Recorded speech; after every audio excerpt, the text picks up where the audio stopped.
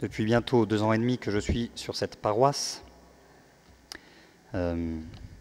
J'ai systématiquement saisi toutes les occasions qui se présentaient quand l'Évangile le permettait ou y encourageait, pour prêcher sur les vocations sacerdotales et le besoin de prêtres dans l'Église.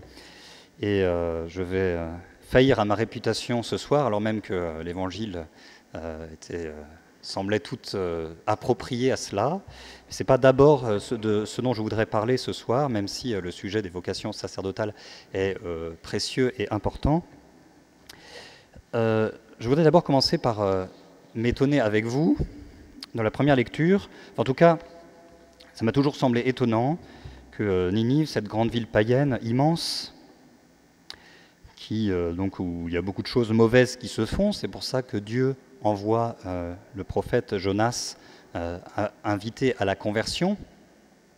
Et alors il suffit que Jonas arrive, il parcourt une journée à peine en proclamant encore 40 jours et Ninive sera détruite. Et aussitôt, les gens croient, ils annoncent un jeûne et ils se vêtent de toile de sac, donc ils se convertissent. Et donc en lisant ce passage, ça m'a toujours étonné la manière dont en si peu de temps, il y avait un tel retournement, un tel mouvement de foule. Je trouve ça surprenant. Et pourtant, la manière dont une foule peut tout un peuple peut réagir, une foule peut se mobiliser en peu de temps. Nous y avons assisté en France récemment, suite aux attentats qui ont eu lieu, en 3 jours après, voilà que tout le pays, ou presque, était comme en procession dans la rue, à Paris, à Lyon, à Rennes, à Brest, en réaction aux événements qui s'étaient passés. Donc c'est pas improbable, vous voyez, un peuple, un pays, une foule, une ville peut, en peu de temps, se laisser interpeller et réagir. Et en fait, je voudrais revenir un petit peu sur ces événements et en proposer une lecture spirituelle. Il se trouve qu'au moment de ces attentats et puis de toutes les mobilisations qui ont suivi, j'étais au bout du monde, dans le Finistère, ça veut dire le bout du monde, Finistère, dans un petit village qui s'appelle Plougonvelin.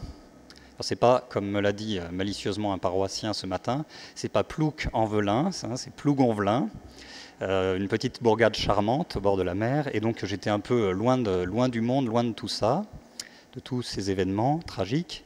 Ça me permettait en même temps d'avoir un peu de recul. Et alors, je ne vais pas vous commenter l'actualité. Je ne suis pas le plus qualifié pour ça, et puis l'homélie n'est pas le lieu pour commenter l'actualité. Je ne vais pas vous proposer un programme politique. L'homélie n'est pas non plus le lieu pour vous proposer un programme politique.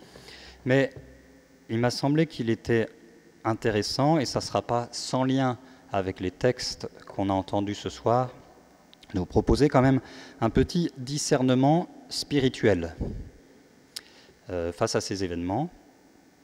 Parce qu'il me semble qu'il nous révèle qu'il y a dans le monde dans lequel nous vivons, comme d'ailleurs déjà peut-être du temps du prophète Jonas à Ninive, et puis du temps de la prédication de Jésus, en tout cas il y a actuellement, dans la société dans laquelle nous vivons, une crise du religieux, disons, une crise du sacré, si on veut. Et ça, on le voit nettement dans les événements de ces dernières semaines. D'abord dans les attentats eux-mêmes qui ont été commis. Parce qu'on peut quand même, il est légitime de se poser cette question. Comment le Dieu véritable, le seul Dieu, pourrait même vouloir qu'on commette de tels crimes? Et pour pouvoir se laisser entraîner dans de tels actes, d'attentats, de meurtres, pour pouvoir se laisser entraîner de toute façon dans la violence, quelles qu'en soient ses formes, eh bien, si on se laisse entraîner dans une violence au nom de Dieu, c'est bien la preuve que mon rapport à Dieu est biaisé, que mon rapport à Dieu est en crise, que ma religion, ma foi ou ma démarche spirituelle est malade. Il y a besoin de guérison, de conversion, justement. Il y a quelque chose qui ne fonctionne pas si Dieu me conduit à tuer. Donc ça, c'est un premier symptôme du fait qu'il y a une crise dans le monde dans lequel on vit, ici en France, du rapport à Dieu, du rapport à la religion, du rapport au sacré. Mais aussi, pas que dans les attentats eux-mêmes, mais aussi dans les réactions qu'il y a eu. J'ai trouvé ça très symptomatique. Parce que justement, qu'est-ce qui s'est passé? Cette grande mobilisation, donc on a eu toute une série de grands pèlerinages dans les rues de Paris, de Lyon et partout en France, où on déposait des bougies. Allumer une bougie, c'est quand même un geste religieux. En tout cas, c'est un geste qui est présent dans beaucoup de traditions religieuses. Les personnes assassinées ont été présentées comme des martyrs. C'est un mot qu'on a pu entendre à la télé ou autre. On s'est arraché les exemplaires du journal Charlie Hebdo comme des reliques. Quelqu'un disait, j'entendais, oui, c'est comme le mur de Berlin, il faut en avoir un petit morceau, enfin, voilà, une relique. Et puis, tout le monde, ou presque, scandait « Je suis Charlie », comme les premiers chrétiens, face à leur bourreau, disaient « Je suis chrétien ». Et pas que les premiers chrétiens, d'ailleurs. Il y a beaucoup de témoignages, même récents, dans tous les lieux où il y a eu des martyrs, de gens qui persistent à dire, face à leur bourreau « Je suis chrétien ». Donc, toutes ces réactions, en fait, qu'il y a eu suite à ces attentats, sont des réactions quasiment religieuses. Vous voyez, on fait un pèlerinage, on dépose des bougies, on vénère, on honore des martyrs, on cherche des reliques. Voilà. Pourquoi? Parce que justement, notre société manque de cette présence de Dieu. Et alors du coup, eh bien, on se rabat, enfin, on saisit la première occasion pour construire quelque chose, enfin, ou se raccrocher à quelque chose sous une forme religieuse. Parce que ce besoin, cet instinct, ce désir religieux qui est dans le cœur de l'homme, ben, il a trouvé là une occasion de s'exprimer. Alors voilà le tableau de la société dans laquelle on vit, où le rapport à Dieu est malade et où il y a un manque de Dieu. Soit parce que certains suivent une image de Dieu qui est en fait une idole et qui les pousse à tuer, soit parce que justement il n'y a pas de Dieu et alors du coup on se saisit de ce qui se présente pour communier dans une grande ferveur. Parce qu'il y a en creux, on discerne, c'est ça le discernement spirituel que je vous propose, ces événements, on discerne un manque de Dieu. Un manque de religieux, un manque de sacré, mais surtout un manque de Dieu.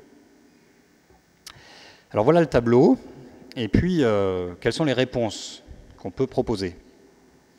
Alors certains voudraient proposer en réponse une religion de la laïcité. Donc il y aura une fête, une grande solennité, le 9 décembre paraît-il, une fête de la laïcité. Cette nouvelle religion de la laïcité aura des prêtres, puisqu'on nous parle de former des centaines d'intervenants qui viendront dans les écoles, dans les établissements scolaires, enseigner la laïcité. Et puis il y aura des cours de morale, donc ça sera la doctrine, le catéchisme de cette nouvelle religion de la laïcité. Bon, alors donc la religion de la laïcité, ça fait 30, 40 ans qu'on essaye, enfin ou même plus qu'on essaye en France, ça n'a pas produit de résultats très intéressants. Et donc plus on s'enfonce, enfin plus on poursuit cette piste et plus on continue à réitérer des schémas qui n'ont pas fonctionné. Alors moi je ne vous propose pas la religion de la laïcité, je vous propose l'évangile. J'ai rien d'autre à vous proposer que l'évangile, et je vous propose l'évangile d'aujourd'hui, notamment. Jean-Baptiste a été arrêté, il va être mis à mort lui aussi, pour avoir rendu témoignage à la vérité. Et le roi, enfin Hérode, donc, va le mettre à mort un peu plus tard. Jésus, en tout cas, commence à proclamer l'évangile de Dieu. Il dit « Les temps sont accomplis, le règne de Dieu est tout proche, convertissez-vous et croyez à l'évangile. » Croyez à l'évangile. Donc, l'enjeu en vous proposant l'évangile, à la suite de Jésus, déjà il y a 2000 ans, comme réponse aux besoins de notre monde, qui a besoin de Dieu, c'est que justement, la réponse à la situation de crise dans laquelle on est, c'est pas moins de Dieu, mais c'est plus de Dieu. C'est le règne de Dieu qui s'est approché, qui est tout proche. Le règne de Dieu, ça veut dire de remettre toute chose à Dieu, que Dieu règne sur toute chose, que toute chose, toutes nos vies soient remises avec confiance à Dieu parce qu'il est bon. Et il est donc raisonnable de le faire, de remettre nos vies, nos activités, nos choix professionnels, nos choix d'études, nos engagements, de remettre ça sous le regard de Dieu parce que Dieu est bon. C'est à sa manière ce que saint Paul voulait dire dans la deuxième lecture.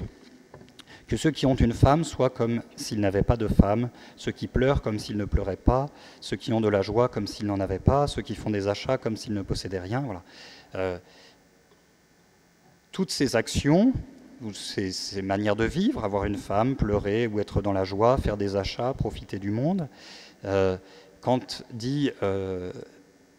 saint Paul dit « comme si », il n'en avait pas, ou il ne le faisait pas, etc., ça implique de ne pas s'attacher à ces choses-là qui peuvent être bonnes, comme des idoles, mais à les remettre, les hiérarchiser, de bien mettre la priorité qui est que Dieu règne, de remettre toutes ces dimensions de notre vie, celles que saint Paul repère, et puis toutes les autres, de les remettre sous le regard de Dieu, que Dieu ait son mot à dire sur les dimensions de notre vie. Et c'est raisonnable et c'est légitime parce qu'il est bon, parce que Dieu est bon, parce qu'il est notre Créateur, parce qu'il est notre Sauveur.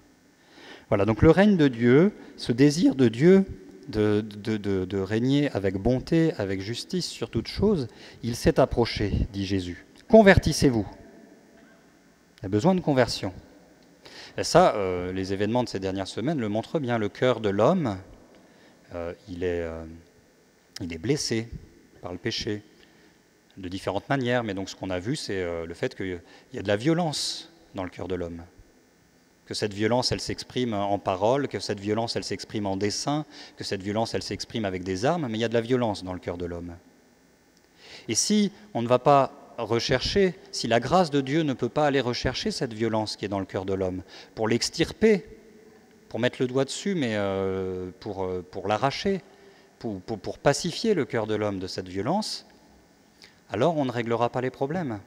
Il faut aller jusque dans cette conversion en profondeur, là où le cœur de l'homme souffre de ses blessures, de ses péchés, de cette violence, pour construire un monde qui soit soumis pacifiquement au règne bienfaisant de Dieu.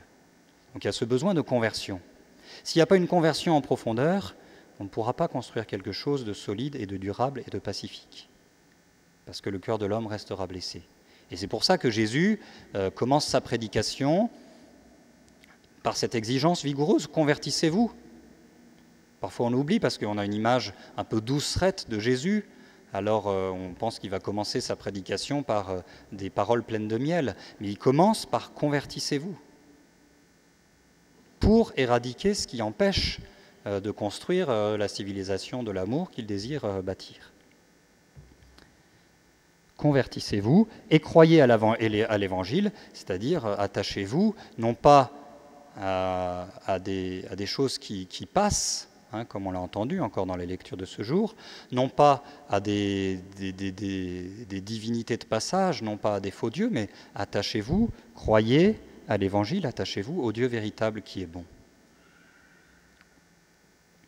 Et donc, la réponse que l'Évangile nous donne aux enjeux de ce monde, et c'est vrai de tout temps, et c'est vrai particulièrement maintenant, c'est ce mouvement, hein, le règne de Dieu s'approche, donc soumettons toute chose à ce règne bienfaisant de Dieu. Pour cela, convertissons-nous, accueillons cette parole de conversion en profondeur, et croyons à l'Évangile. Mais ça, c'est pas seulement pour nous-mêmes qui sommes ici, mais c'est pour le monde. L'ensemble de notre société a besoin d'entendre que le règne de Dieu s'approche, qu'il y a un besoin de conversion et qu'il faut croire à l'Évangile.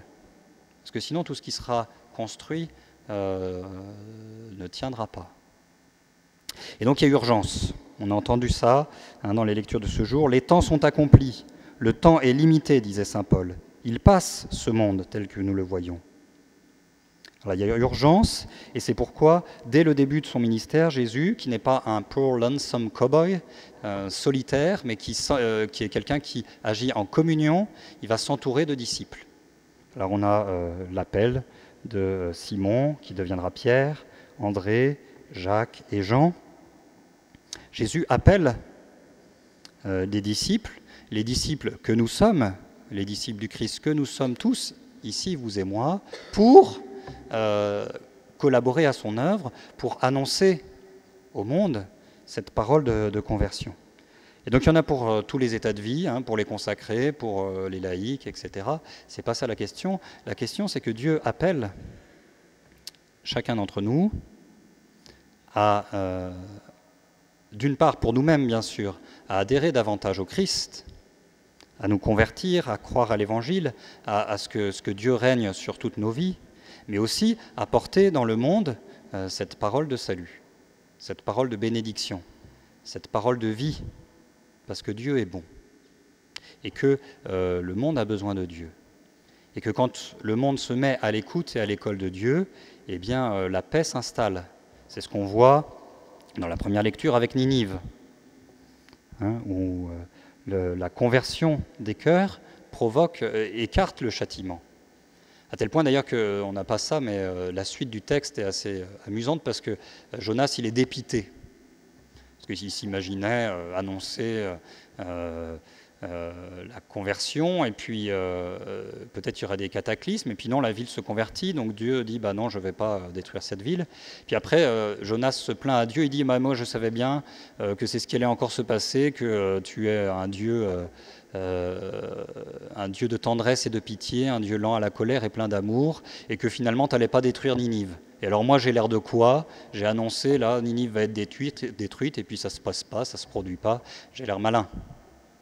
Et donc ça, c'est parfois, effectivement, le sort de celui qui est envoyé par le Seigneur. Il a l'air malin. Et donc, bien sûr, ça implique de se détacher un petit peu du regard des autres, de la peur légitime ou spontanée du regard des autres, et pour nous mettre à l'écoute de la parole de Dieu qui nous envoie, qui compte sur nous. Il n'y a pas trop de nous tous qui sommes ici ce soir, et de tous les chrétiens qui sont en France, ça ne fait pas trop. C'est même pas assez. Donc il y a bien besoin de chacun d'entre nous pour apporter, là où nous sommes, non pas d'abord, non pas en tout cas des réactions ou des paroles de violence, parce que Dieu, comme le dit Jonas, est un Dieu de tendresse et de miséricorde, un Dieu lent à la colère, un Dieu plein d'amour, mais pour apporter ce témoignage, le règne de Dieu s'est approché, convertissez-vous et croyez à l'Évangile. Amen.